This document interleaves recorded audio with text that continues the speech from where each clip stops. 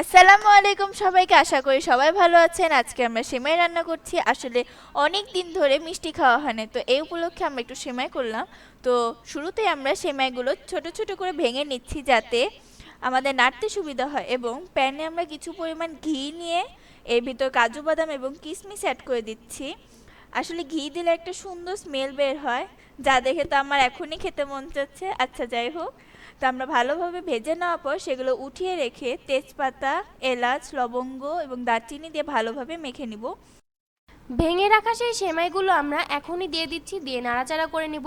কারণ যখন আমরা এটা তরল দুধে দিব তখন যেন সেটা গলে না যায়, আর বেশি ভাজা ভাজাও করা যাবে না, না হলে বেশি শক্ত হয়ে যাবে, যেটা আমাদের খেতে একেবারেই ভালো লাগবে না। ভালোভাবে হালকা পাতলা ভেজে নেওয়ার পরে আমরা ফ্রিজে রাখা তরল দুধগুলো আস্তে আস্তে দিয়ে দিব। তারপর আমরা এটা দিয়ে ভালোভাবে নাড়াচাড়া করব, এবং চুলার আঁচ যেন আস্তে থাকে, না হলে সেমাইগুলো নিচে লেগে যাবে। কিছুক্ষণ পর দেখবেন সেমাই থেকে অনেক সুন্দর একটা ফ্লেভার আসছে, আর যখনই এই ফ্লেভার আসবে তখনই আমরা ঘি দিয়ে ভেজে রাখা সেই কাজু বাদাম কিশমিশ সেমাইতে অ্যাড করে দিব এবং ঢেকে দিব। আর খেয়াল রাখতে হবে যে কিছুক্ষণ পর পরই সেমাইগুলো নিচ থেকে নাড়া দিতে হবে, না হলে নিচে লেগে যেতে পারে অথবা পুড়ে যেতে পারে। তো আমাদের রান্না রেডি, আশা করি সবার ভালো লাগলো। সবাই সুস্থ থাকবেন, ভালো থাকবেন। ভিডিওটি পছন্দ হলে অবশ্যই লাইক কমেন্ট শেয়ার করবেন।